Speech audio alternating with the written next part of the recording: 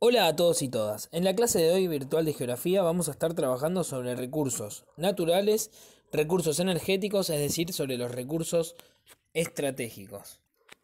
Recordemos que un recurso estratégico es un recurso en el cual va a tener mucha atención por parte de todo el mundo y va a empezar a entrar en juego con cuestiones geopolíticas, es decir, las potencias mundiales van a querer tenerlos y los países que lo van a tener, que tienen estos recursos, van a estar bien posicionados para poder negociar en el mundo, ya que son muy codiciados estos recursos. Entonces empiezan a tener en cuenta la estrategia de todos los países del mundo para poder poseerlos. Por eso se llaman recursos estratégicos. Y los recursos energéticos son recursos de tipo estratégicos. Bueno, ahora sí, pasando para el tema de los recursos energéticos, el petróleo, el gas y el carbón comparten un origen común, la acumulación de restos de materia orgánica que han sido alterados por la acción geológica y bacteriana durante millones de años. Por eso a estos recursos se les llaman combustibles fósiles. Estos hidrocarburos van a ser fundamental porque son combustibles, como el nombre lo dice, y van a ser importantes para la generación de energía. Por lo tanto, son fundamentales tanto económicamente como estratégicamente.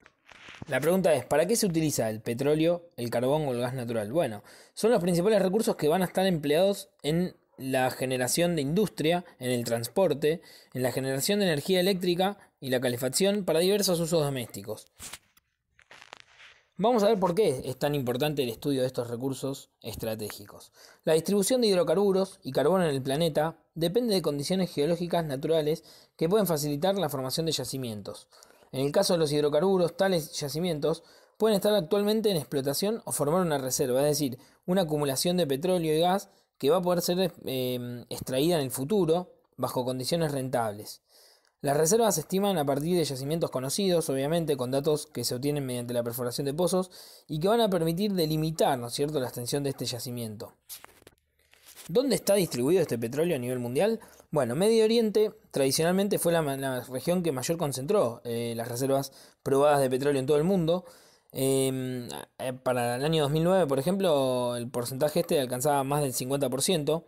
Y bueno, eso comparado con el resto del mundo. Pero América, en los últimos años, especialmente en Venezuela, empieza a tomar mucha importancia porque Venezuela descubre yacimientos que superan la cantidad de petróleo probada de Medio Oriente. Por lo tanto, hoy en día tenemos a Venezuela como principal país productor y con yacimientos de petróleo a nivel mundial, y luego los países de Medio Oriente. Ahora vamos a explicar un poquito qué pasó con esto. Entonces, recapitulando, estos recursos que son los recursos no renovables y que son estratégicos por toda su importancia, van a estar distribuidos en el mundo de manera desigual, y los países que más van a poseer este recurso son Venezuela en primer lugar, seguido de Arabia Saudita, luego Canadá, Irán, Irak, Kuwait, Emiratos Árabes Unidos, la Federación Rusa, Libia y Nigeria. Por lo tanto, tenemos a Medio Oriente como lugar estratégico histórico, pero se suma a esto Venezuela y África, sobre todo con Nigeria y Libia, que van a tener más o menos el 10% de las reservas mundiales. Bueno, América del Norte no se queda atrás y América del Sur también. Las regiones de Europa, por ejemplo, y América del Norte van a ser muy ricas en carbono, no tanto en petróleo. Pero bueno, son importantes estas cifras. ¿Por qué hablamos del petróleo acá? Bueno, entre todas las industrias relacionadas con los recursos energéticos, la del petróleo es la que mayor volumen de dinero va a manejar, y su producción, tanto como su distribución y comercialización, van a ser un enfoque global de la economía, es decir, van a ser una de las bases económicas a nivel mundial.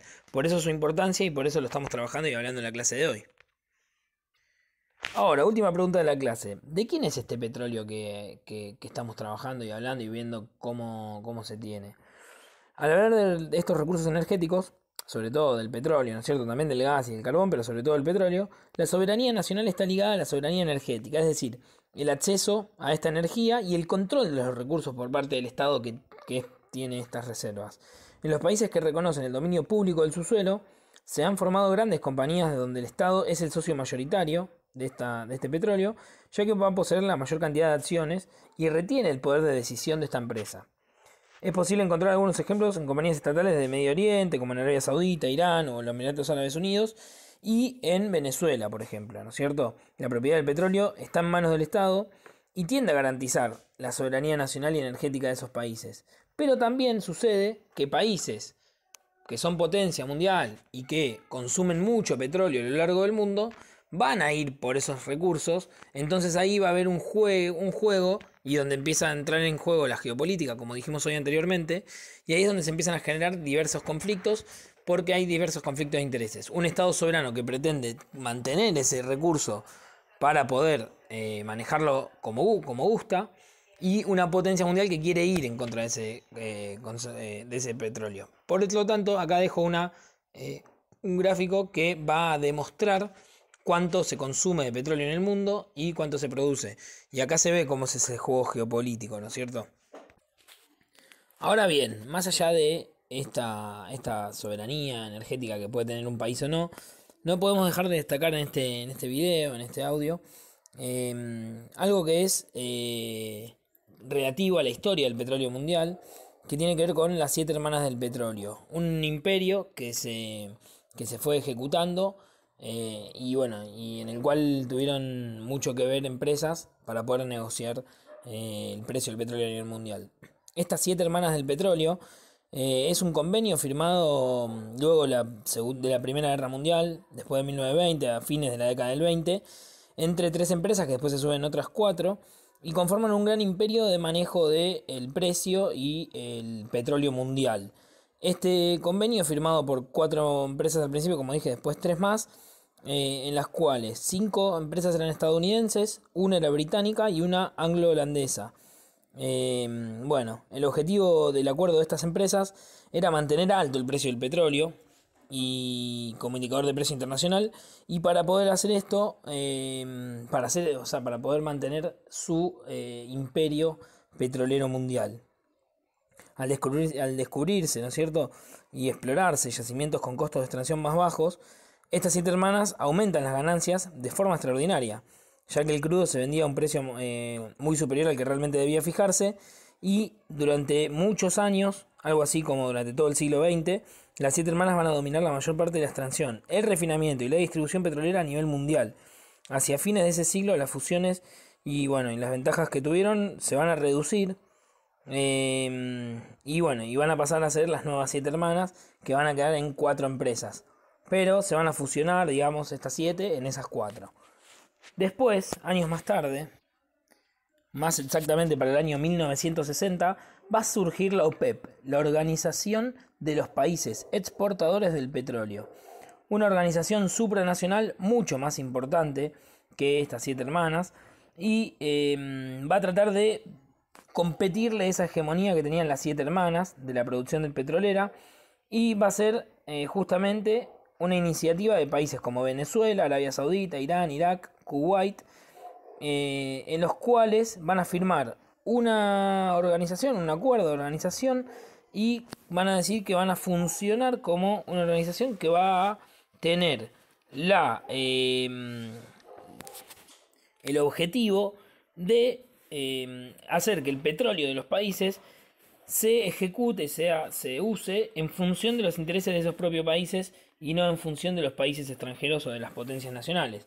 Por lo tanto, vamos a tener acá un nuevo debate y una nueva guerra, por así decirlo, de poder entre las potencias mundiales petroleras históricas y la OPEP. Por lo tanto, va a haber un tire y afloje de las potencias y de los países que conforman la OPEP, y se va a dar todo lo que conocemos. Históricamente se van a dar muchas cuestiones correspondiente a esto. Y como dijimos anteriormente, el petróleo es un recurso tan valioso que se van a generar guerras por petróleo, ¿no es cierto? Como la guerra del Golfo, desarrollada entre 1991 y 1993, o la invasión a Irak, desarrollada en el 2003 por Estados Unidos, en las cuales vemos que Estados Unidos, como potencia hegemónica mundial, busca el recurso donde existe este recurso, y lo hace dispuesto a todo, ¿no es cierto? Dispuesto a todo me refiero a que está dispuesto a hacer guerras para poder tenerlo. Y también se da finalmente lo que se dio la demonización del Medio Oriente, ¿no es cierto? Tratar de establecer a nivel mundial una ideología en la cual el Medio Oriente son terroristas y todo está mal, y Estados Unidos tiene el rol de llevar paz e invadir para poder llevarle bien a esas poblaciones. Bueno, esto es todo por hoy. Muchas gracias. Hola a todos y todas.